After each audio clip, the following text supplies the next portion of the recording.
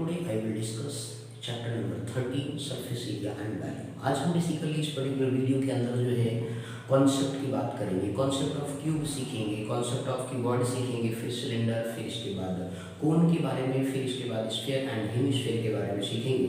तो ध्यान से देखिएगा, बहुत ही बेसिकली सिंपल है कि क्यूब क्या हो। आप सभी लोग आपको ध्यान हो तो आप लोग बेसिकली खासतौर जो है आपको ये ध्यान हो तो आप लोग लूडो जरूर घरों में खेलते हो तो डाइस आपके पास होता है ना भी। तो डाइस का जो शेप होता है वो कैसा होता है, क्यूब शेप होता है, ठीक है। तो इस तरीके से यहाँ पे सबसे पहली चीज बात आती है क्यूब किससे मिलकर के बनता है। तो क्यूब जो है बेसिकली आपका स्क्वायर से बनता है। किससे बनता है? स्क्वायर से बनता है। तो आपसे ये कहा गया कि बेसिकली जो है इट इज मेड बाय, आप क्या लिखेंगे, it is made by square.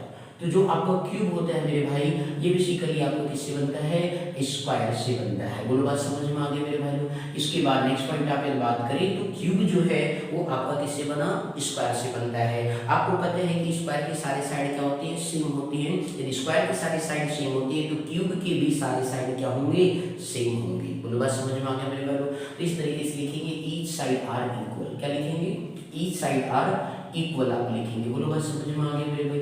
इसके बाद नेक्स्ट स्टेप आप क्या जानेंगे कि बेसिकली इसमें टोटल कितने फेस होते हैं। तो जो आपका क्यूब होता है उसमें 6 फेस होते हैं और 6 हमारे 8 जो है हमारे कॉर्नर होते हैं और 12 हमारे जो होते हैं एजेज होते हैं। तो इस तरीके से आप जो यहाँ पे लिखेंगे 6 फेसेस होता है और इसके बाद 8 आपका जो है मीन्स लिख सकते हैं 8 कॉर्नर्स होते हैं और इसके बाद 12 आप क्या लिखेंगे सर, एजेज होते हैं। तो इस तरीके से आप राइट डाउन कर सकते हैं कि हमारे पास 6 फेस होते हैं, 8 कॉर्नर होता है और 12 एज होता है। बोलो क्लियर हो गया ना सर। अब इस तरीके से जो है मेरे भाई यहाँ पे आप डायग्राम भी इसका बना सकते हो, छोटा सा ऐसे बना लो सर जी, 2 स्क्वायर को इस तरीके से और फिर आपस में क्या कर दीजिए, ज्वाइन कर दीजिए मेरे भाई लोग। परेशान होने की बिल्कुल जरूरत आपको नहीं है सर। बोलो क्लियर हो गए।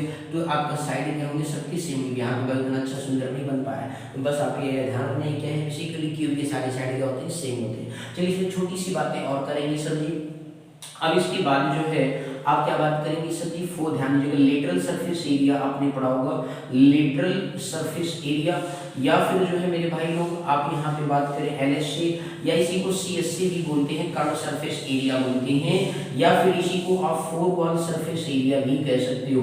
4 wall surface area of cube के बारे में आप बात करें तो 4 wall surface area of cube जब आप बात करते हैं तो उस केस में मेरे भाई आपका 4 इंटू क्या हो गया, साइड का स्क्वायर हो गया। तो ये क्या बन गया सर, 4a स्क्वायर बन गया। बोलो क्लियर है ना सर। अब इसके बाद जो है जब आप आगे बात करेंगे तो उस केस में बेसिकली जो है मीन्स इसी तरीके से आप टोटल सरफेस एरिया की बात करें तो टीएससी से आप शॉर्ट टर्म में लिखेंगे टोटल सरफेस एरिया। तो टोटल सरफेस एरिया भैया टोटल फेस कितने हैं, 6 फेस हैं। इसका मतलब है एरिया, जो इस एरिया की बात करते हैं तो स्क्वायर का एरिया क्या होता है, साइड इनटू साइड होता है, दैट मींस ए स्क्वायर लेते हैं। तो इस तरीके से 6 फेस है तो यहाँ 6a स्क्वायर हो जाएगा। तो इस तरीके से टोटल सरफेस एरिया आप जब क्यूब के बारे में बात करेंगे तो ये 6 टाइम्स क्या बन गया, a स्क्वायर बन गया। बोलो क्लियर है या नहीं। अब इसके बाद नेक्स्ट दिन आप बात करें तो इस तरीके से जो है वॉल्यूम मींस जो है वॉल्यूम के बारे में बात आप करेंगे तो वॉल्यूम ऑफ क्यूब के बारे में जब आप बात करते हैं तो उस केस में क्या हो जाएगा सर, साइड इनटू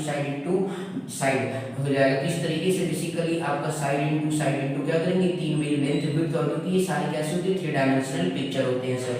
3 डायमेंशन का मतलब होता है जिसमें लेंथ दियो, विड्थ दियो और हाइट दियो। लेकिन क्यूब के केस में क्या होता है, तीनों सेम होते हैं, इस वजह से साइड इनटू साइड हो गया मेरे भाई। तो इस तरीके से क्या बन गया, साइड का क्यूब बन गया।